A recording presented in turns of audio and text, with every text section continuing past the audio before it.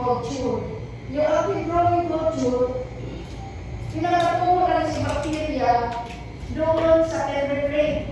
Kung may makita kayo dyan, bilog na maliit na rate, dyan pinakatungo si bacteria.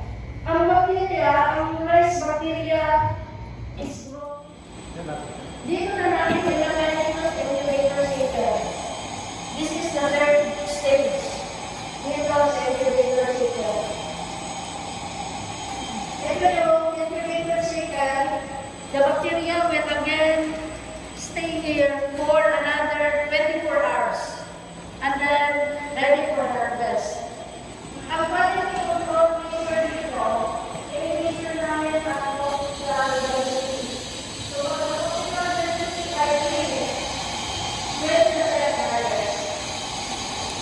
After a year, so that is 24 hours, ito yung bacteria, ito concentrate. Tapos, meron yung parameters. Ang parameters nito, ang pressure niya, 60. Ang agitation niya, 150 RPM.